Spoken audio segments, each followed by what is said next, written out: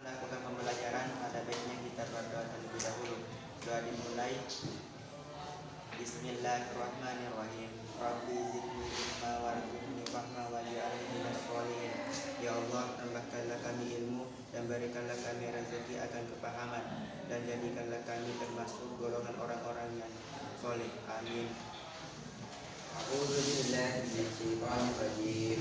Bismillahirrahmanirrahim.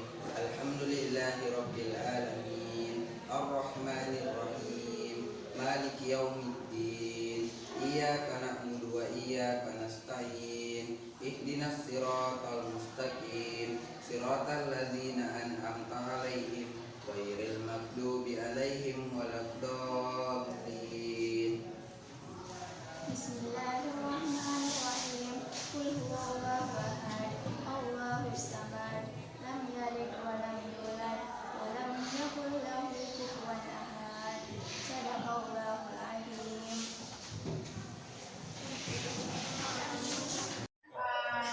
Susunan dalam kegiatan kita akan maju sekolah. Bang, kalau dari berapa lagi di sekolah, ini adalah kegiatan kita dan malam kita jadi kegiatan itu akan kita lakukan. Ya, tapi sifatnya positif ya.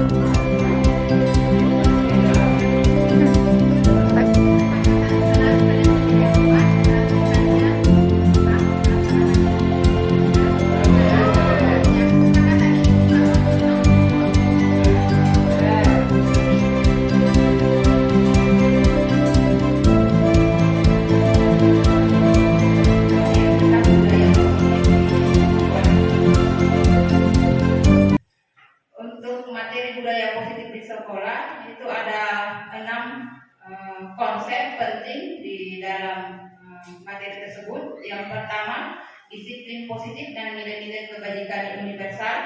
Kedua, teori motivasi, hukuman dan penghargaan. Yang ketiga, keyakinan kelas.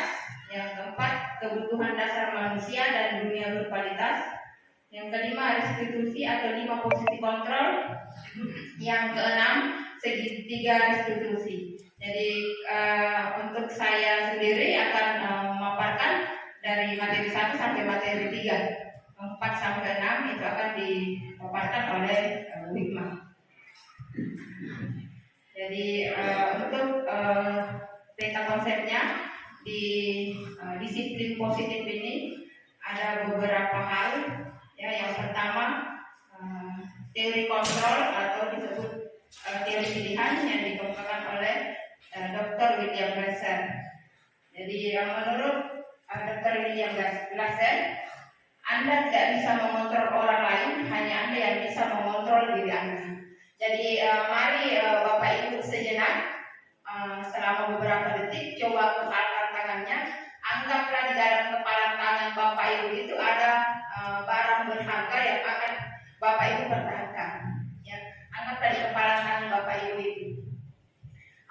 Jadi kalau misalnya di dalam kepalan tangan kita ini ada sesuatu barang yang berharga yang ingin kita pertahankan, baik itu teman atau siapapun yang membujuk, menghardik atau bahkan memarahi kita, jelas Bapak Ibu tidak akan membukanya ya. Ya, kalau yang dipegang itu adalah barang yang berharga. Ini menandakan bahwasanya orang lain tidak bisa mengontrol kita. Yang bisa mengontrol apakah kita akan membuka kepalan tangan ini atau tidak itu adalah diri kita sendiri.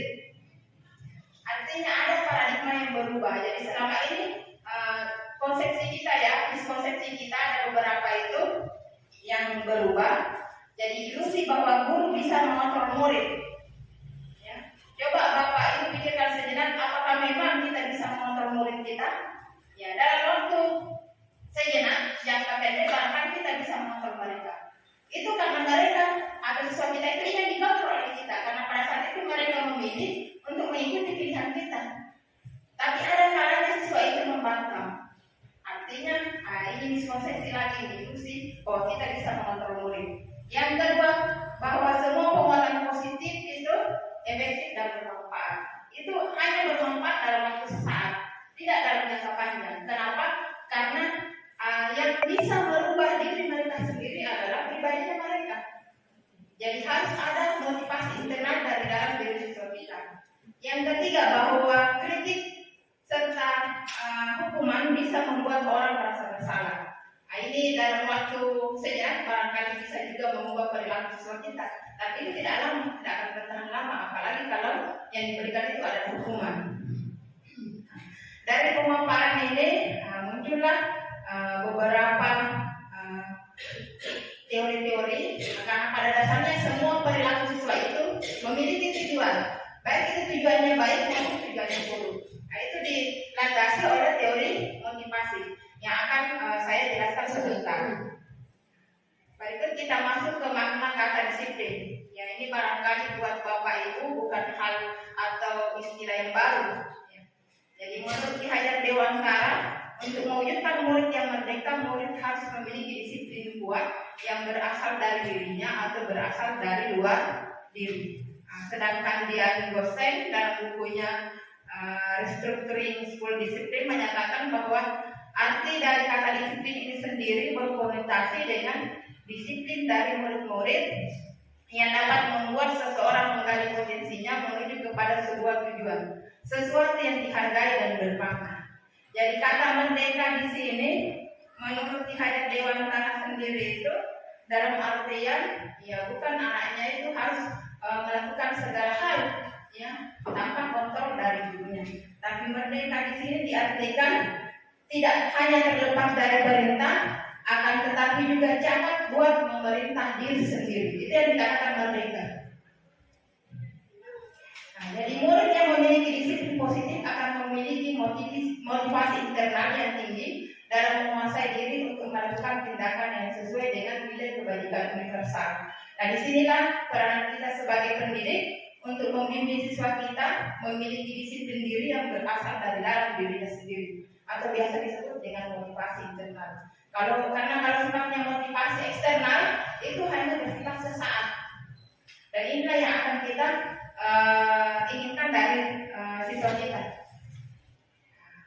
Berikutnya masuk ke materi motivasi perilaku manusia. Jadi ada 3 motivasi perilaku manusia itu. Yang pertama, untuk menghindari ketidaknyamanan atau hukuman. Yang kedua, untuk mendapatkan imbalan atau penghargaan dari orang lain. Yang ketiga, untuk menjadi orang yang mereka inginkan dan menghargai diri sendiri dengan nilai-nilai yang mereka percaya. Nah, ini untuk yang materi kaitannya dengan motivasi perilaku yang pertama, untuk menghindari ketidaknyamanan atau hukuman. Ini adalah tingkat terendah dari motivasi perilaku manusia. Biasanya orang yang motivasi perilakunya itu hanya untuk menghindari hukuman akan bertanya apa yang akan terjadi. Jadi itu kalau motivasinya karena takut dihukum, maka yang ada di pikiran mereka itu atau ada di kita itu, apa yang akan terjadi kalau saya tidak melakukan hal ini. Dan ini adalah motivasi yang paling rendah yang ada di dalam diri manusia. Karena mereka hanya memikirkan dampak dari hal apa yang akan terjadi kalau mereka tidak melakukannya, baik itu dari segi psikologisnya, fisik maupun hukuman yang akan mereka terima. Nah, berikutnya yang kedua, motivasi perilaku manusia untuk mendapatkan imbalan atau penghargaan dari orang lain. Satu tingkat di atas motivasi yang pertama. Di sini orang berperilaku untuk mendapatkan imbalan atau penghargaan dari orang lain. Di motivasi ini cenderung ada pertanyaan, apa yang akan saya dapatkan jika saya melakukan hal ini? Ya, jika saya melakukannya, apa yang akan saya peroleh? Nah, sekarang Bapak Ibu coba pikirkan, apakah pernah dalam beberapa dekade ini motivasinya itu ada di poin pertama atau poin kedua. Saya melakukan sesuatu karena ingin mendapatkan penghargaan. Saya ingin melakukan sesuatu karena ingin mendapatkan hadiah.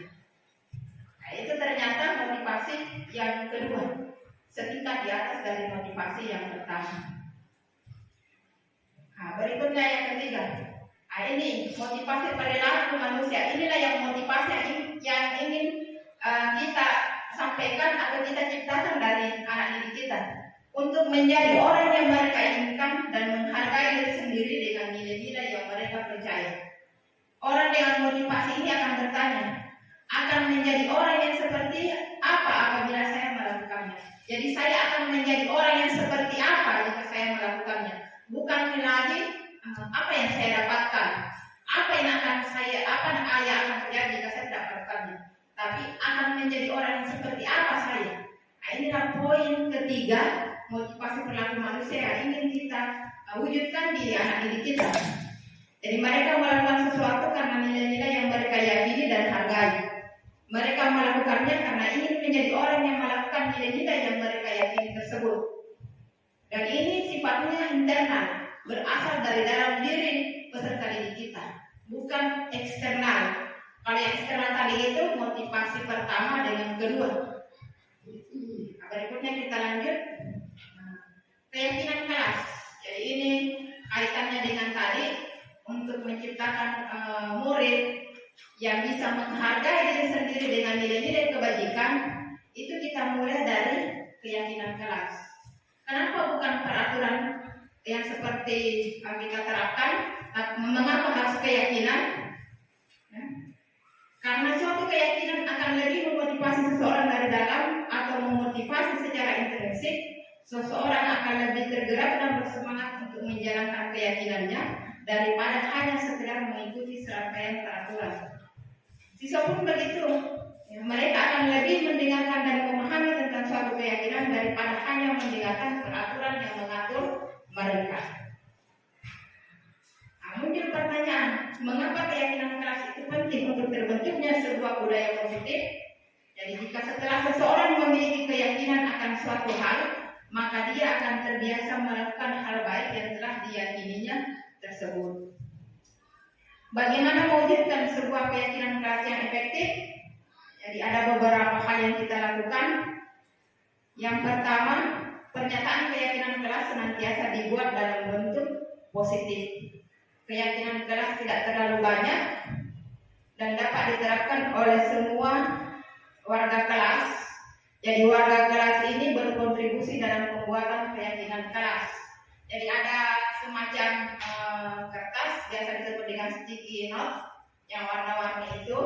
Masing-masing wali kelas, barangkali kadang-kadang wali kelas itu lebih dekat dengan anak walinya, itu bisa mulai dari membentuk keyakinan kelas dulu. Jadi semua anak diberi lembaran sticky note itu dan menyampaikan pendapatnya di situ. Hal apa yang akan mereka jadikan keyakinan kelas, baru ditempel di papan tulis. Ya. Kadang dengan sendirinya muncul dalam diri anak itu bahwasanya saya ingin merubah hal yang ini dari diri saya. Nah, seperti yang kemarin saya lakukan di anak wali saya, karena temannya rata-rata sering bolos, sering terlambat masuk ke kelas, maka ada teman yang menulis keyakinan kelas yang mereka inginkan itu datang ke kelas tepat waktu dan tidak bolos. Jadi ada 3 orang anak yang menulis seperti itu. Dan untuk kedepannya saya akan lihat apakah memang itu anak tidak bolos lagi karena dia sendiri yang menulis itu. Jadi semua keyakinan itu dimulai dari kelas dulu. Kalau sudah menjadi kebiasaan itu akan berdampak luas dalam lingkungan sekolah. Tapi sekali lagi Bapak Ibu, hal itu bisa terwujud kalau ada kerjasama dari semua warga sekolah. Jadi bukan